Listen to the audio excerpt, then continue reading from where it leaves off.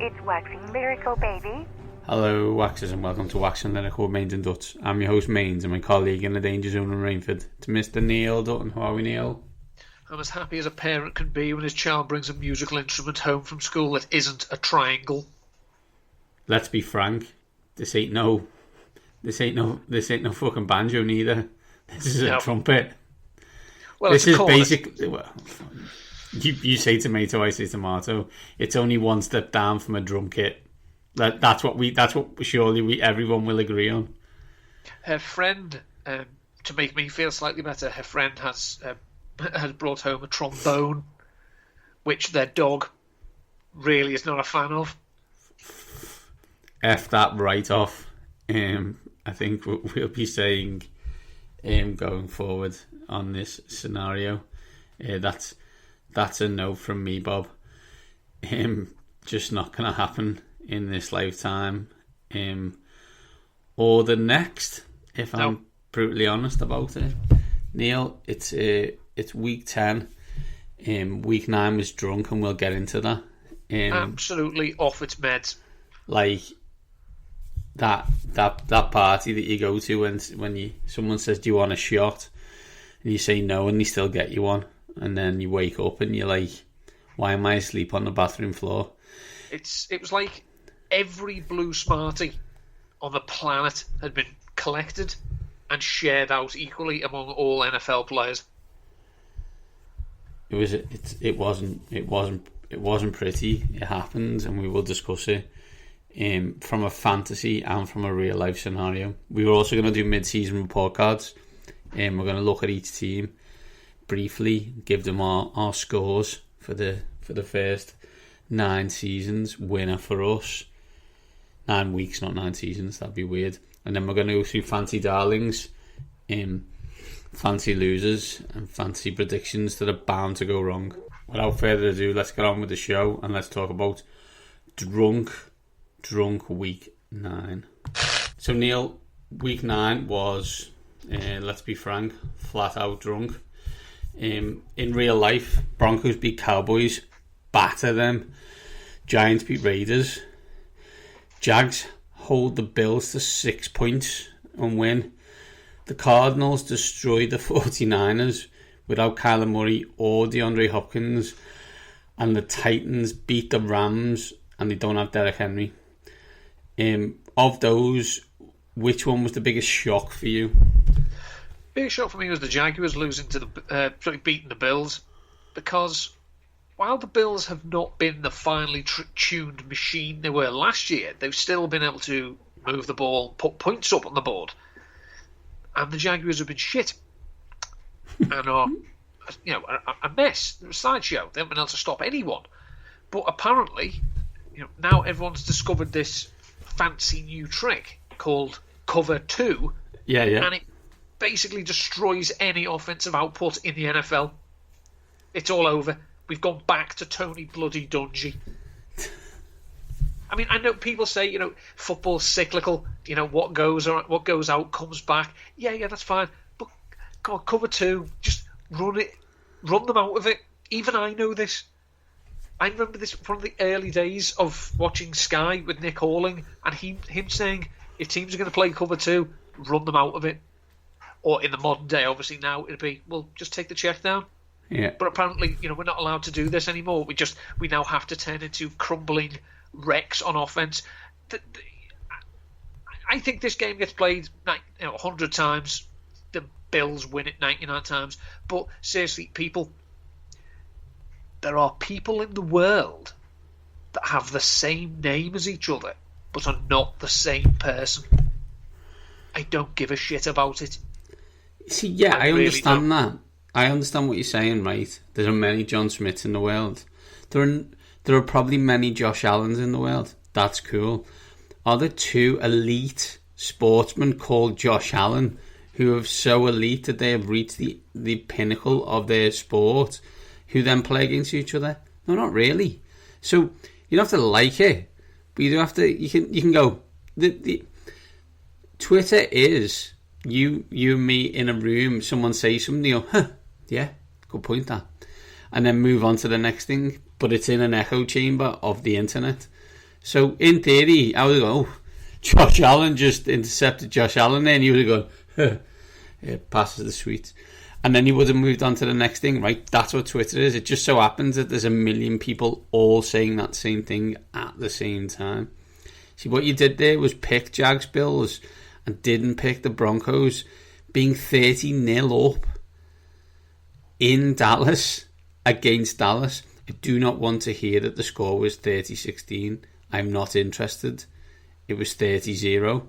Like, 2 garbage times do not count. That team had been scoring for fun and had played good defense and did neither of those 2 things against the Denver Broncos, which, you know, is complete insanity, because the Broncos are not very good, although now are 5-4. Like, there's 11 teams in the AFC that have a winning record. The Colts are 4-5. They play the Jags this week. They may also be over at 500. This wild, complete insanity. The thing with the Cowboys, I was talking to someone the other week, and the topic of discussion got round to what stops the Cowboys from how they were playing. And I said, Mike McCarthy's ego, or they do something Cowboysy. Which you could put the 2 together. You know, if he starts thinking that Dan Quinn's getting too much credit or Kellen Moore's getting too much credit, then he sticks his fat ass in the way and tries to take over. Possibly playing Dak Prescott when he blatantly was not healthy again. That would go down the Cowboys route. So why was he still out there at 30-0? Why was Zeke out there at 30-0 when they were, the game's gone and they don't look healthy? That's brilliant. That's just fantastic. Fantasy owners, thank you, Mike. Especially anyone who had Dak Prescott for those garbage time points. Thank you. Cowboys fans probably won't if you lose again and again, which Cowboys tend to do. When they do lose, they do rack them up. Biggest long-term impact, I have a feeling it may be the Cards destroying the 49ers without Murray and Nuke.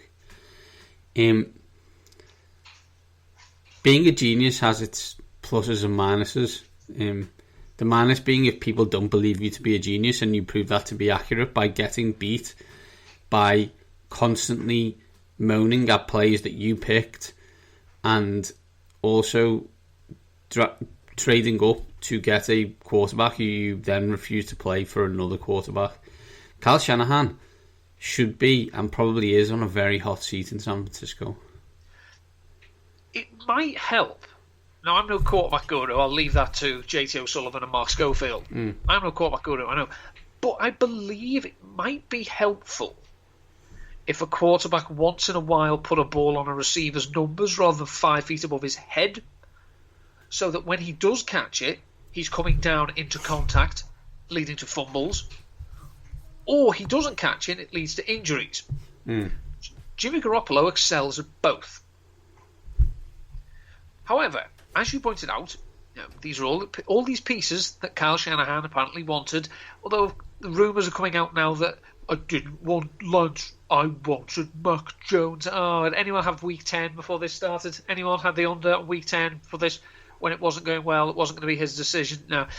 Yeah, so let me just get this straight. Kyle Shanahan has made every single decision on offense in terms of roster since he took over, but the most important decision to be made by that franchise in his tenure, he decided to let someone fucking else decide. Apparently so. I am calling massive BS. See, I personally think the game with the long-term impact is the Titans beat the Rams. Not so much for the Rams, because we know they're going to have days like this, but I think we have to acknowledge that the Titans are going to be a problem. They are if they win this, if they win this week, they're the first team to win 5 games on the spin against 5 teams that were in the playoffs the season before, since the 2003 Eagles. And believe me, I remember that 2003 Eagles team. It was not pretty to watch on offense. it looked a bit like the Chiefs do now. There's a common link. But yeah, they lose Derrick Henry, so their identity has to shift. And against one of the powerhouses in the NFC, which obviously isn't as strong as the AFC, as you pointed out, they handled them. So I think the rest of the AFC actually has to.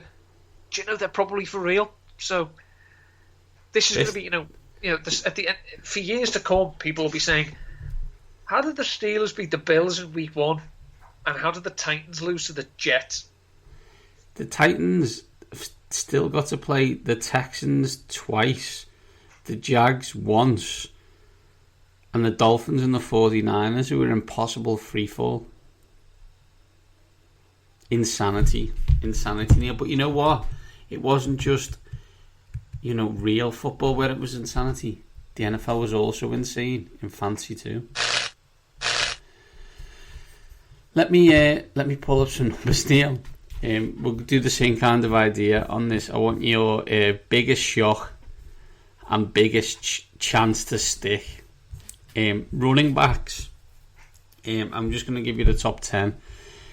James Conner, Jonathan Taylor, Nick Chubb, Joe Mixon, Naheem Hines. That's right, Jonathan Taylor and Naheem Hines. Alvin Kamara, Cordero Patterson. I don't know anymore.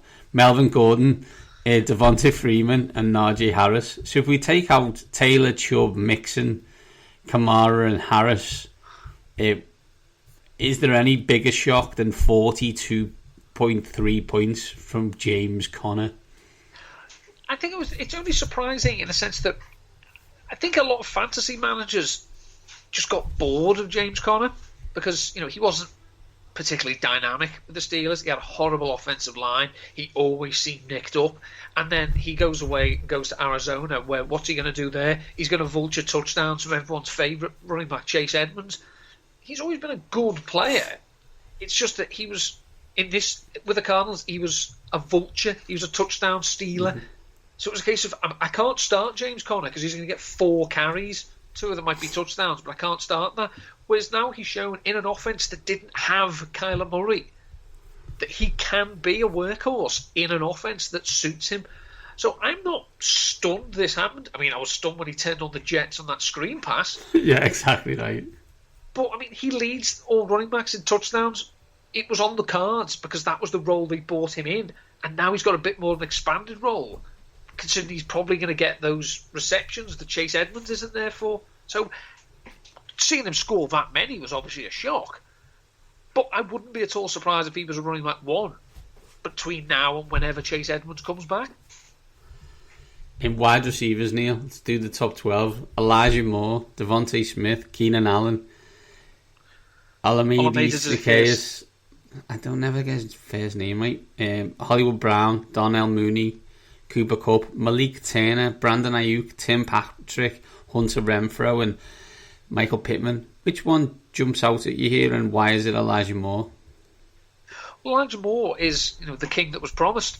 A lot of people who are a lot cleverer than us thought that Elijah Moore going to the Jets, the Jets to the moon. But they did say, he's probably just going to be a slot receiver, and then they refused to trade Jamison Crowder. They restructured his contract to make him easier to trade, and then didn't trade him. And it was like, well, I don't see what Elijah Moore can do here. I think he's capped. And then all of a sudden, as soon as Zach Wilson goes down, he has a game for the ages. So you would think rational coaching, it'd be hard to put Elijah Moore back in the bottle, but the Jets have been exceptional at jamming genies back into bottles for the best part of 50 years. So I'd like to think that this is something of a coming out party, but I think it's just as likely to be this was do you remember that game? Yeah, right. Malik Turner, Neil. That is just garbage time-esque. Surely that's not something that anyone should be pouring, getting their waiver wire hopes up for. Yeah, because as we all know, when you're 30-0 down, you withdraw your wide receivers, but leave your running back and a quarterback out there. Perfect. That's what logical teams do. Final grouping, Neil.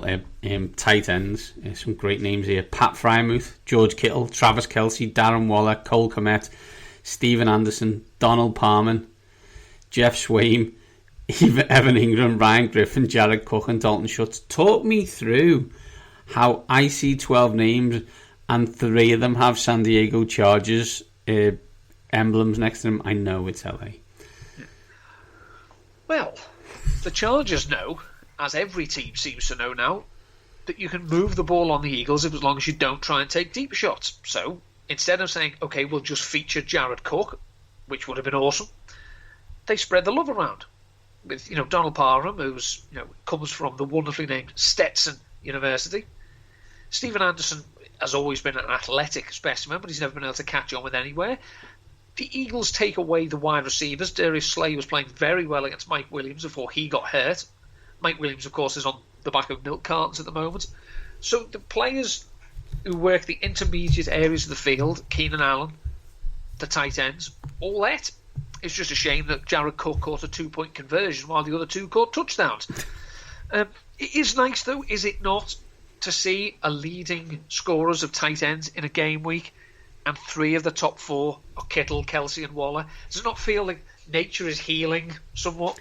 I'll tell you what is healing, if seeing Pittsburgh Steeler with semi-athletic white dude at tight end leading the way makes me feel like we've gone back to the mid 2000s there with Pat Frieirmuth. The fancy footballers with the greatest nickname for him of the Moothard Looth. I have no words for that. Let's move on, Neil, and let us get on to report cards. So me and Neil thought we'd look at report cards for the mid-season. We have 4 choices for each team. Either good job, on track, could do better, see me after class. As per usual, we're going to go division by division. We'll start with the AFC East. I will go first. I have the Bills on track. I have good job for the Pats. Makes me violently sick. Jets could do better. Dolphins see me after class. Yeah, I agree with that. There's no way that I live in a world. I refuse to live in a fucking world where this Patriots team gets good job. They are supposed to be dead. Why are they not dead? It's football. Football happens. Football, eh? Yeah. AFC North. I have 3 good jobs and 1 on track. The on track is the Browns. And I have all the 3 other teams with good jobs, although you could argue that the Ravens are an on track. See, I would argue that the Browns could do better. Ooh. Because it's becoming clear that this team was strong in all areas except pass catcher, and while they did something towards addressing it by who they drafted, they probably could have made it more of a priority, even given how run happy they want to be. But I'm probably being a bit harsh on them. I think it's fair, right? I think it's easy to just say, oh, we thought they would win 12 games because that's what we thought, but the Browns never do that. And they have a winning record right now, but they are only third in their division, and I think we both thought they would win. So, to be fair, could do better is fine. AFC South, I have good jobs from the Titans. I don't think there's any other way to describe it. Colts could do better at quarterback and in other places. And Jags and Texans is a classic see me after class. Actually, you've both been expelled. I don't want to see you again. I was going to say that the Texans at least have been excluded until the end of the year, and then we'll review it in September. The Colts could do better. Do you agree with that? Would you have expected them to be over 500 right now? They win on Sunday and they are 5-5. To be honest, going in with the schedule they had, I thought this was possible. There's been games where I thought, they could have won, maybe, but they were toss-ups. So, no, I'd say that probably they could do better, but I'm not, to shit metaphors, I'm not sending out the white flag or, sounding red alert. I just, they are. I'm not saying they are who we thought they were, but AFC West, I have the Chargers on track. I have the Raiders on track on the field. I have could do better for the Chiefs, and I also have the Broncos on track.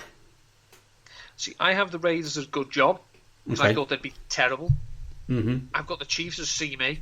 Yeah, because fair. this offense is broken, and I've got the Broncos with good job as well. Because again, we thought, yeah, you've got all these pieces in place, but no quarterback, and Teddy has been fine. Teddy's been Teddy, right? Teddy's been Teddy Bridgewater. Yeah. Yeah, I think that's fair. I guess the off the field stuff probably leads me to not allow myself to say good job for the Las Vegas Raiders, and that may not be fair because this is our discussion on the on field stuff. But yeah, there we go. NFC East. I have Cowboys good job. I have Eagles and Giants could do better, and Washington see me after class. See me after class for a good solid ass kicking. Yeah, we're gonna bring back corporal punishment, and you're gonna get like a ruler over the knuckles for about an hour and a half. NFC North. I have the Packers on track. I have the Vikings could do better. You might have them see you after classes. I think you had them going to the Super Bowl again. I have the Bears see me after class just for poor use of teaching resources. And I have the Lions see me after class because you haven't won yet. And I know it's nice, but then I can't say that on track or could do better when they haven't actually won an effing game. No, I think the Lions are at the stage where they're coming up to the front of the class showing you a picture that you know is shit, but you're telling them it's great, and then you promise to hang it up and you never do. Yeah. If we move on to the NFC South, I have the Bucks on track. I have a good job from the Saints. I weirdly right now, although I think they're not very good, I have good job from the Falcons as well, as I assume they'd be terrible and they're 4-4, and I have could do better from the Panthers, and maybe they will do better now they haven't got a quarterback again. No, I'm going with see me after class with the Panthers because they have done everything possible wrong to address the quarterback position.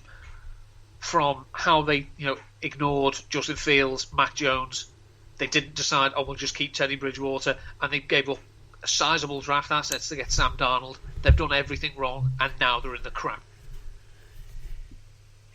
They have major problems, right?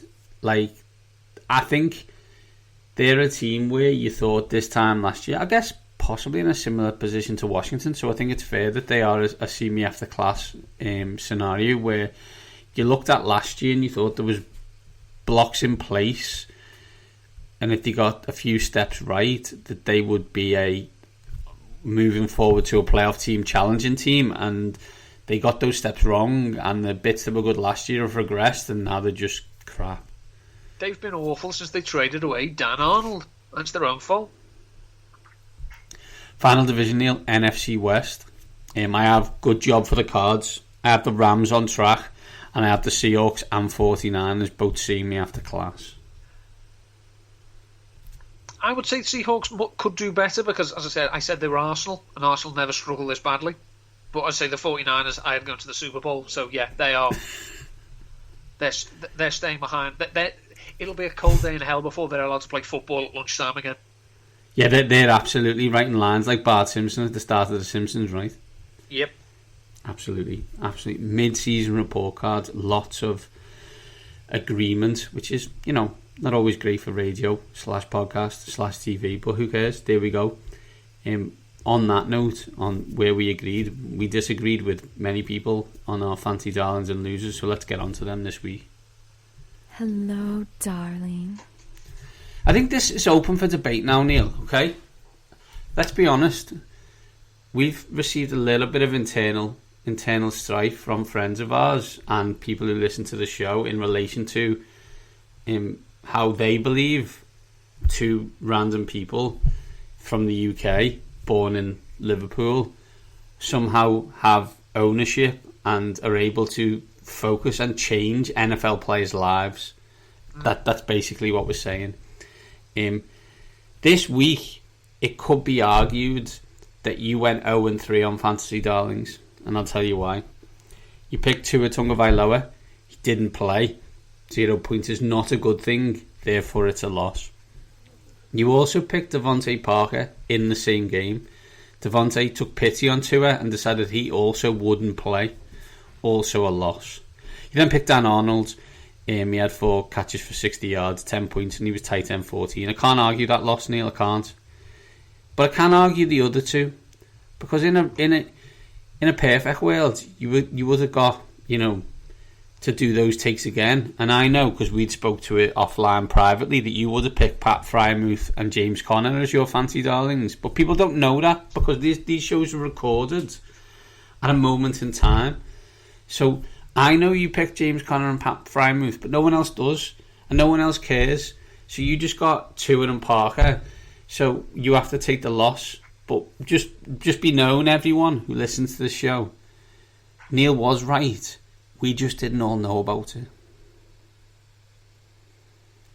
On that note, Neil, who is your first fancy darling for this week?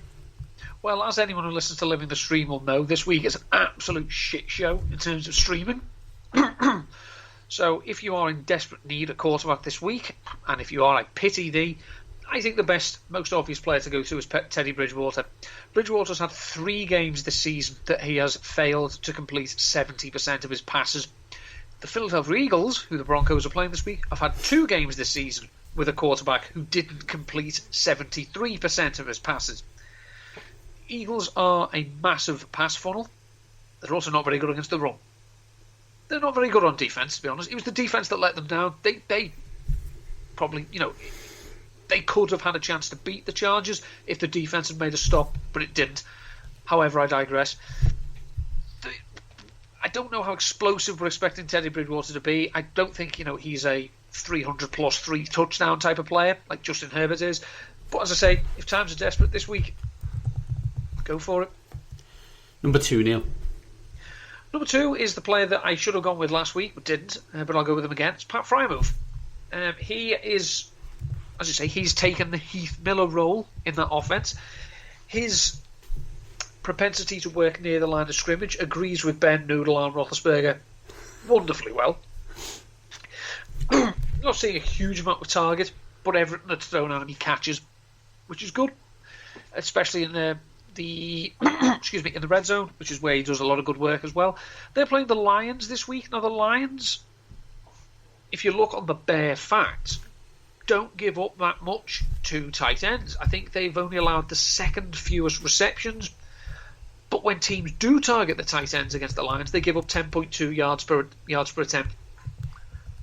So when you've got a team with a quarterback who's not going to go deep, because if he does, my arm got hit by who? I've seen the video, it didn't. I just think you might be lying, Ben. Possible. But that would lead you to be fair, like that, the way you said that suggests that Ben Roethlisberger has lied before. Are you suggesting that? Possibly. And okay. It's also possible that maybe his arm has been hit on every throw he's attempted in the last 2 years, but I know that hasn't happened. So Frieirmuth is one of those, because he's on the field, he's running a good proportion of routes, and he's seeing a decent amount of targets, even in low volume situations. All he needs is 4 catches, 50 yards, and a touchdown, and we're happy. Number 3, Neil. Number 3 is a slightly random one. Love random. Marvin Jones. I don't feel great about it, but I know he's still seeing a large proportion of air yards on the Jaguars. While the Jaguars still want to target Jamal Agnew and our Lord and Saviour Dan Arnold and no one else. But I just think this opponent, the Colts, have given up a fair amount of production to wide receivers. So if Jones can get behind them and Lawrence is fit and healthy, I can send a few his way. Maybe, 580 and a touchdown. Tim Patrick numbers. Basically, we're looking for a Tim Patrick performance from Marvin Jones. Neil, I believe that Trevor Lawrence was limited in practice today, so I'm now giving you the opportunity to pick an option if Trevor Lawrence is not available. Do you have one? I don't like to go to use the same position twice, but Dan Arnold. Okay, love it. For those who are aware, that is only being chosen if Trevor Lawrence isn't available for Marvin Jones. Much like as me discussed previously, Neil told me he would have chose James Conner and Pat Frieirmuth last week. On that note, talking of losers, let's move on to Fancy Loser.